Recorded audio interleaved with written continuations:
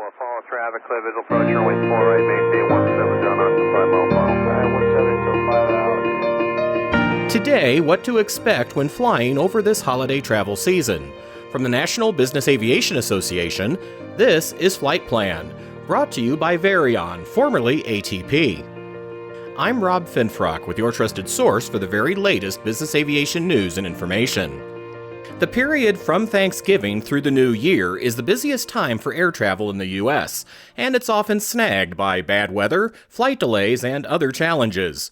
As we look toward the December holiday season, we know that, while business aviation doesn't cause delays, operators nevertheless need to be prepared for the unexpected, with alternatives at the ready. It's important for people to understand that air traffic volume across the NAS is back to pre-pandemic numbers, if not higher, for all operators, to include the airlines. Peak travel days and times will see air traffic management initiatives as they're going to be necessary to manage the increased traffic volume. Janice Planton is manager for NBAA Air Traffic Services, which assists members in flight planning from the floor of the FAA's Air Traffic Control System Command Center.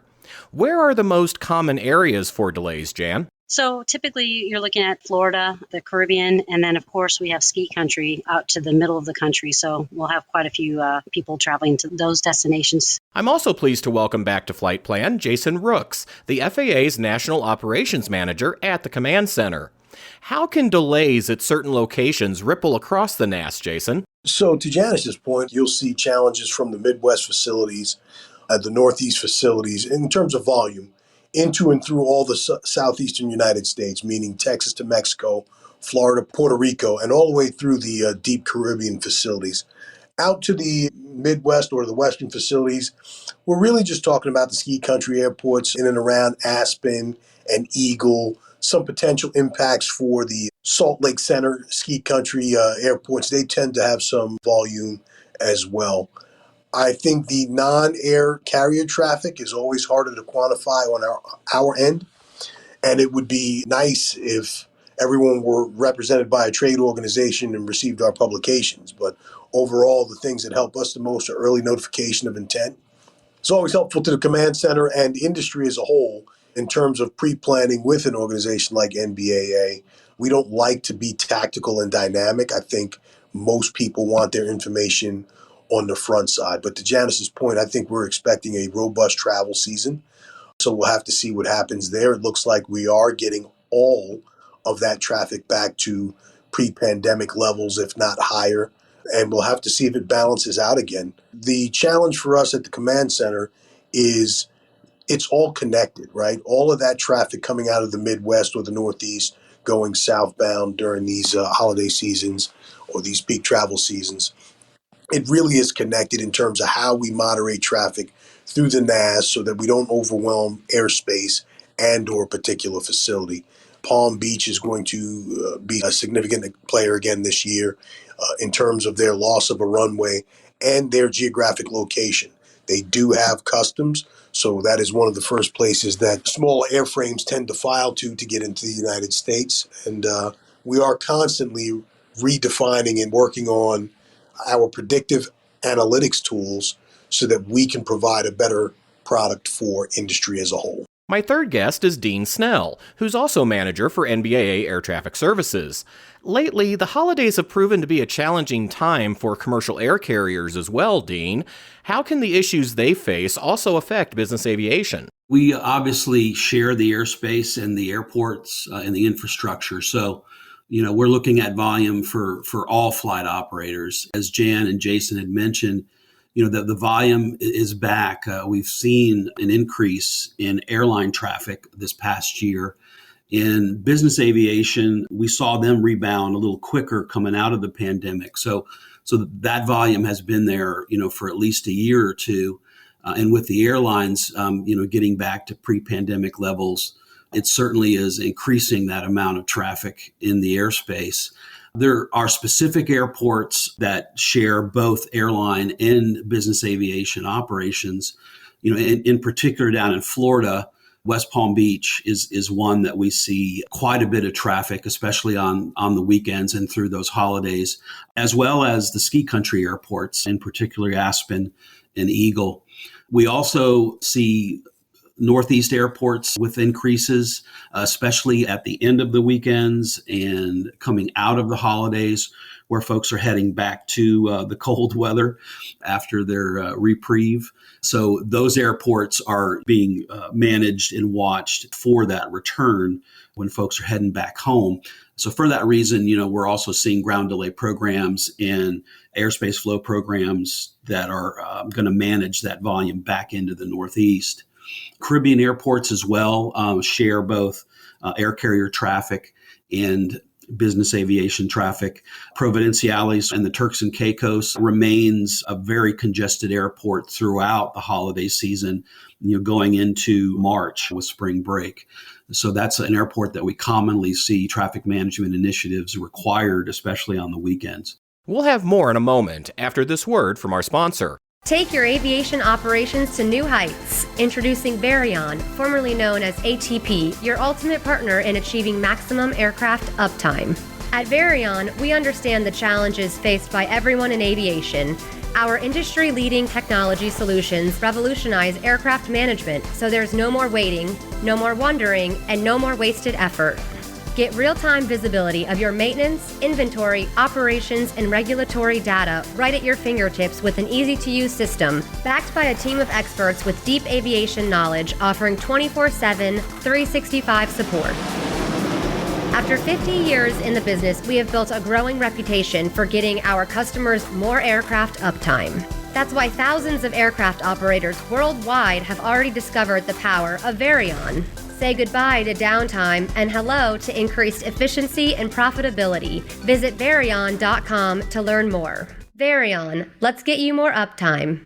We're back now with Dean Snell, Jan Planton, and Jason Rooks, and our discussion about the upcoming December holiday travel season. Dean, what signs should operators be looking out for that may indicate a developing situation in the NAS, and where can they go to find that information? The FAA provides numerous situational awareness tools on their website, which is fly.faa.gov. That will take you to the main page, which will show a quick snapshot of which airports are in programs. If there's any airspace flow programs out there. It'll also capture departure delays, arrival delays that are being reported within the ATC system. On that page, there's also on the top left, there are many tabs that include additional information that will provide that situational awareness to the flight operators. And these include the advisory webpage, which if any initiative is published at the command center, it's going to come out in an advisory. There's also a link to the reroutes page, which is going to show any active reroute that's in place.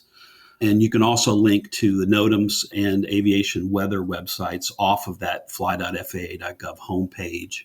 The FAA website is definitely the first place I would go just to kind of check and see what's going on in the NAS.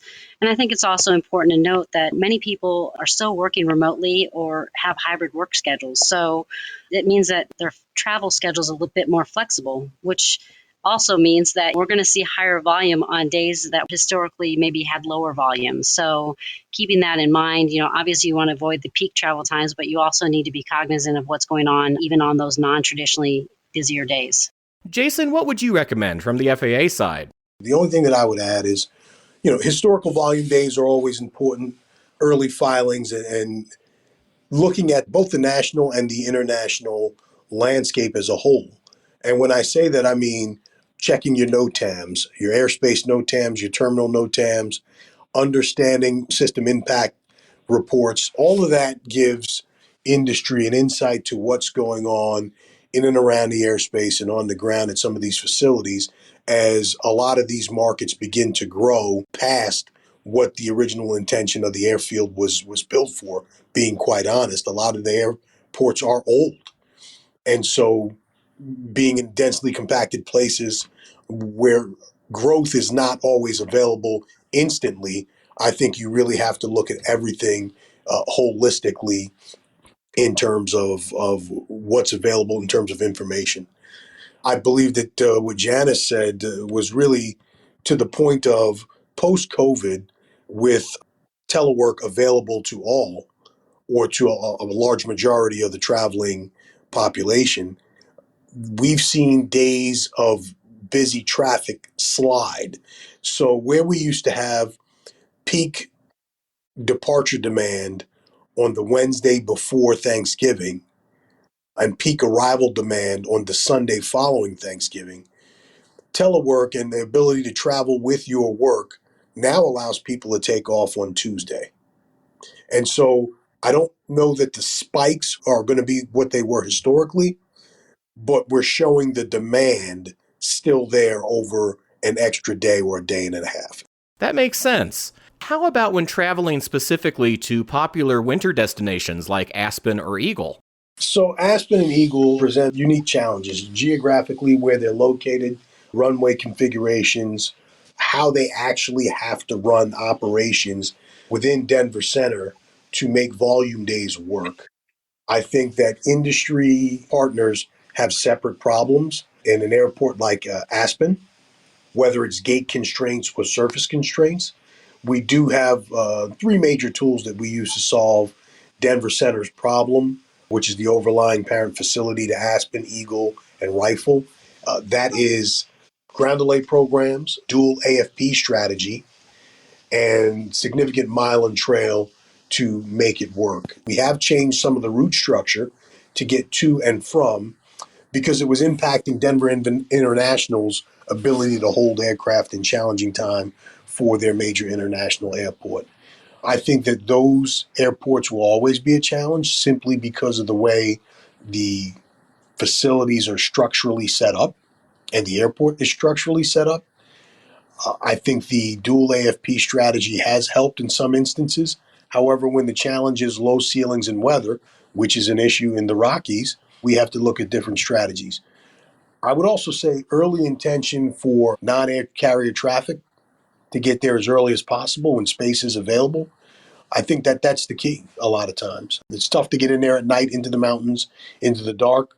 So that would be my recommendation is early intention and arriving early. Dean, I know that available parking space can be at a premium at these airports too. Definitely. I mean, that's the other constraint that Aspen and Eagle are certainly dealing with. Volume for their airspace and their runways, especially with the single runway in mountainous terrain. But what we see quite often, especially at Aspen and Eagle, are those ramps filling up. And quite often it's at the last minute. So we're getting ground stops that are required because they simply have run out of where they can put an aircraft. So you have to wait for then some departures to get off the ground to be able to come out of that ground stop. I always say if you're heading into one of those airports, it's really important to have a backup plan ready in your back pocket. A common alternate is Rifle or Grand Junction or another airport that they can then use to either wait to get back into Aspen or Eagle and or ground transportation in, which is going to possibly happen on those days where the volume is extreme and those parking capacity issues are rearing their ugly head. And I would add, we're seeing Jackson Hole becoming a much more popular destination during the winter. So there's focus on that airport as well. There's construction going on there. And what we've seen in the last year and expect again this year is reduced parking capacity for overnight and/or extended times. Where a PPR through the FBO will be required for those overnight operations. So that's something to keep in mind if you're heading in or out of Jackson Hole. Even if you're familiar with an airfield, you absolutely want to check the NOTAMs. You want to check weather, certainly from your departure airport and en route, and then your destination. But you also want to be informed of what's going on in the NAS. If there's going to be a program, you can look at the operations plan on that same website just to kind of see what initiatives are in place. And then which ones we expect to be in place. Make sure you file early. So if we do have to implement something, you're captured in that and you can get an edict time that will hopefully work for you. It sounds like the best advice for business aviation operators this time of year would be to be prepared to adjust your plans. Well, I just think that if possible, be as flexible as possible, whether it's maybe a different destination airport, if that makes sense, and it's possible for them to do that, offset their travel times if able, just to avoid those peak times, and definitely look at what routes are in place and use the structured routing that's available to them. The other thing that operators want to be aware of, we have quite a few VIP temporary flight restrictions that pop up. So it's definitely something to keep an eye out for. MBA, we do publish those on our website for operators to check if there's going to be any kind of VIP travel in the area or along the route that they're going to go, just to double check that and make sure that they comply with whatever those restrictions might be. The Wilmington Presidential TFR is quite common on the weekends. And what that specifically will do is shut off the Jake arrival into Teterboro and Morristown, which will limit the routes available from Florida and the Caribbean up into Teterboro and Morristown. And you either have to do the Deepwater Waters route over the Atlantic or come up through Cleveland Center, which is much longer and definitely a higher flight time. So we usually recommend, if you're going into Teterboro, Morristown, when that Wilmington Presidential TFR is active, to use that Waters route on the Atlantic side, which is a little bit shorter. Dean and Janice are both spot on. Early filings are the key to us understanding where you would like to be and know your alternate strategy. Due to weather rolling in late in the mountains or due to volume in the airspace, you may not have planned accordingly just in terms of timing. Some of that is luck. Assume positive intent is always where you want to be, but some of that really is just luck in terms of volume showing up simultaneously. Great points. Dean, what additional advice do you have for operators this winter holiday season? Flexibility of changing your times can really help you. I know most passengers or folks that are using business aviation are going to want to stay as long as they can, enjoying the time away from home. But what I've seen over the years, especially out of South Florida, is early in the morning on a Sunday, which is the popular day to return, you'll see minimal to no delay on departures in the morning before noon. And then it really ramps up. And that's when your delays can get excessive, especially on those peak demand days. So if you're able to depart earlier, it's probably going to get you out of the delays. And if you stick with those afternoon times, I think then just have the expectation of delays. And as long as you have that expectation, it's not a surprise. It's just very common to see, especially on Sunday afternoons back out of Florida and the Caribbean. I would also add flexibility to coming back into the Northeast is the same. Whereas if you can get in earlier in the day, it tends to help reduce the delays when you're in return mode. Sounds like this is also a good time for the flight department to maintain open lines of communication with their principals and be ready to present them with options and be able to explain and justify those options if necessary. That's a great point because really it's all about the awareness, letting your passengers know that if you're leaving during those peak times that they can expect delay, and letting them know up front they're going to be aware of it. So it's not a surprise. When you don't expect delay and you get it, it's much more bothersome. The only thing I would probably add is Providenciales for Turks and Caicos. It's become a really popular destination for both air carriers and business aviation. And the fact that they underlie Miami Center airspace, where there's a lot of traffic to begin with, and sequencing that traffic into Providenciales, which, by the way, is an airport with a single runway. That's why it has to be managed. And on those high volume days, you're almost certainly going to see an airspace flow program managing that arrival demand. Because the other piece to this is there are airline flights coming in from Europe, which add to that demand. And you're talking a single runway airport, so your arrival rate is going to be much lower than at a major international airport. If we see a high influx of traffic, especially from the deep Caribbean, it really does put a stress on the system in terms of what New York Center can structurally handle coming up the coast on waters. I believe that Dean's analysis of where the TFR sits in Wilmington is spot on, in part because I had to help build that airspace with the security side of the house. It does force the general aviation traffic further west into Indianapolis and Cleveland Center prior to turning the corner to go to the Northern Jersey satellites. And I think you'll see that more often because we don't have a way to throttle back the deep water non-radar traffic that comes from the deep Caribbean into New York. So that traffic almost has to go. And without being able to go through Wilmington airspace, we don't really have an option to send it up the coast on via waters anymore with the Wilmington airspace active, because New York Center structurally can't handle the volume with the progress times from the non-radar traffic mixing with traffic north and south over the coast. They just simply get overwhelmed. Unfortunately, the proper space is through Indianapolis and Cleveland Center. So on challenging days, my open assessment would be fly back on Monday, fly early on Sunday, or you can expect to have to pack heavy in terms of fuel. My hands are tied in what I can do with VIP airspace. Final takeaway from this is that all the normal challenges we face every day in the NAS become even more prevalent over the holidays. And again, for the latest information on the status of our nation's airspace, visit fly.faa.gov. I also encourage you to follow NBAA Air Traffic Services on X and Facebook. Flight operations can also subscribe to receive specialized services from the ATS team. You can check those out at nbaa.org/ATS. And that's the latest from the National Business Aviation Association.